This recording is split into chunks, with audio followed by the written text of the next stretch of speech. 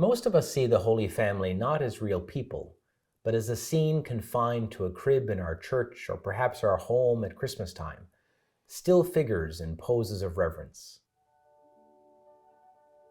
We may look upon them as the definition of holiness and perfection. We may see them visited by the Magi on the road into Egypt, returning to Nazareth, in the temple, all with halos around their heads. We never see them as we do our own families, mad at one another, parents vexed at their disobedient child, exhausted when the little baby has croup and won't go to sleep, facing yet another diaper change, celebrating that first step or first word, smiling and laughing as their baby giggles, or sharing an angry word with one another because the other one isn't pulling their fair share of the load in the moment. The writer Jean Allen, in her book of scriptural reflections, imagined the following humorous scenario based on Jesus, Mary, and Joseph, the Holy Family, as they flee into Egypt. Joseph is walking along a dusty road, with Mary and Jesus riding on a donkey as they escape their homeland because of fear of death. Joseph looks up at Mary anxiously, and Mary looks disgruntled. Above Mary is a thought bubble, where she is thinking to herself, "If he says just one more time, 'I love the pyramids,' I think I'll scream." That funny picture is not meant to be disrespectful to the Holy Family. Rather, it is meant to get people thinking in another way about the central figures of the Christmas story, who we celebrate under the title, the Holy Family. In the second chapter of Matthew's Gospel, verses 13 to 23, we read that the Holy Family escapes into Egypt as refugees. They had to be anxious and afraid at that time. They had to be emotionally and physically exhausted. They were homeless, going to another country with a different language, customs, and religion.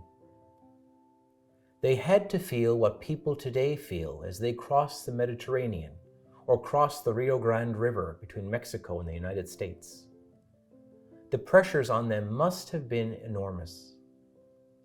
I wonder if there were moments of snapping at one another because the stress was too much. Times of impatience. Times of questioning what God was doing throughout this time, starting with Mary's yes to God at the Annunciation. How did she feel that now they had to escape into a foreign land because a king wanted to kill her son? Yet given all this, we say this family is holy, and we compare our family to theirs. Is your family holy? Is mine?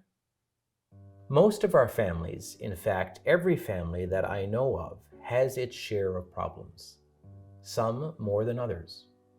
Whether it be addictions, broken relationships, estrangement, or just emotional distance and awkwardness, poor communication, abuse, trauma, indeed all families struggle and question. And all families also have joys, moments of happiness, reunions, new members, vacations, happy memories. Family is a mixed bag, just like the Holy Family. The Holy Family is holy not because they were perfect and always had halos. They were holy because they were consecrated to God, according to the writer Jean Allen. She goes on to say that the Holy Family had moments of belief and moments of doubt, moments of joy and moments of fear, moments of security and moments of insecurity, moments of faith and moments of doubt and questioning, just like all our families. Holiness is not found in perfection. It is found in real, everyday life. The Holy Family is unique, and their place in God's plan is distinctly special. But by the metric of ordinary lived experience, their family is not so radically different than my family and your family. Holiness is less a label and more a state of living. Holiness is less an ideal and more of a context in which we live all of the experiences that come our way. if you live the highs and the lows of family life, if you hold both the broken pieces as well as the beautiful pieces of family in your heart, if you live with frustration and disappointment as well as pride and love with your family, and if you do that and still strive for and seek for God, for meaning and purpose, then holy are you and holy is your family.